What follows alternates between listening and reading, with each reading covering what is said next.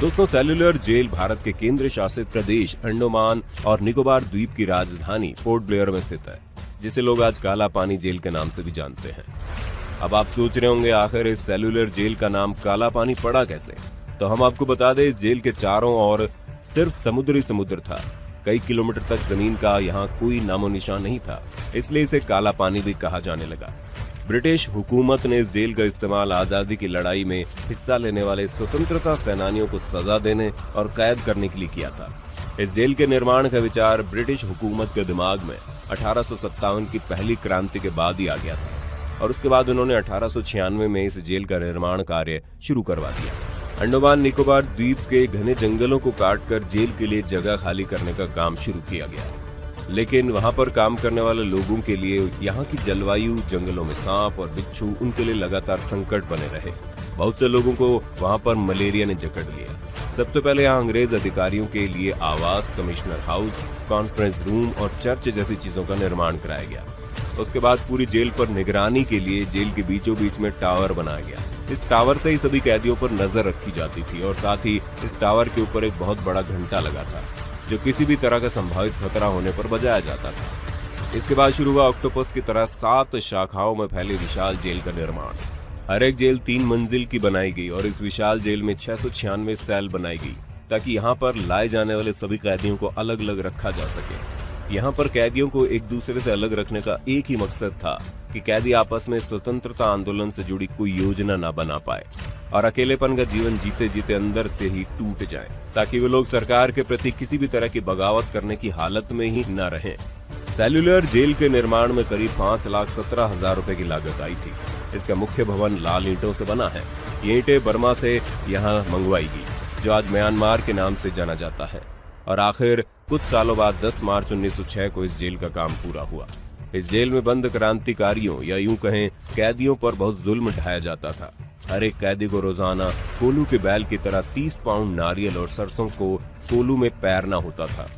अगर वो ऐसा नहीं कर पाते थे तो उन्हें बुरी तरह कोड़ों से पीटा जाता था और कई सालों तक उन्हें बेड़ियों में जकड़ दिया जाता था।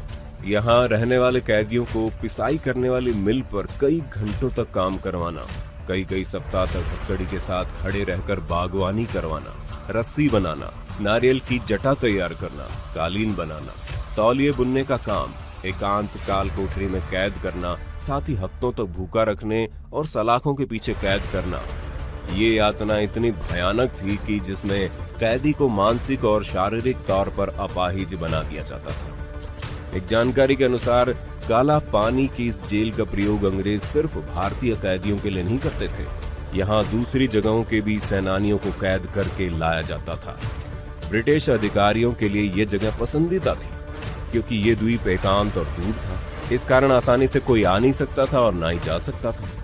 दूसरे विश्व युद्ध के दौरान जापानी शासकों ने इस जेल पर कब्जा किया और अंग्रेजों को ही सेल्युलर जेल में बंदी बना लिया गया।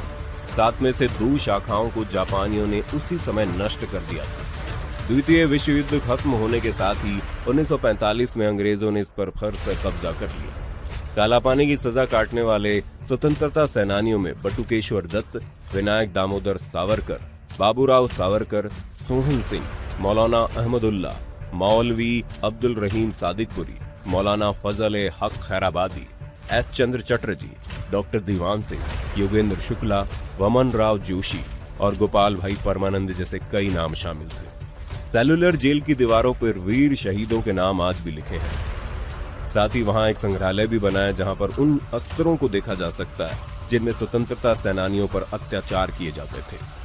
भारत को आजादी मिलने के बाद इसकी 2 शाखाओं को ध्वस्त कर दिया गया था। बाकी बची 3 शाखाओं और मुख्य टावर को 1969 में राष्ट्रीय स्मारक घोषित कर दिया गया। 1963 में यहाँ एक गोविंद वल्लभ पंत अस्पताल खोला गया था और यहाँ पर 500 बिस्तरों वाला अस्पताल है और 40 डॉक्टर यहाँ के लोगों की सेवा कर रहे हैं।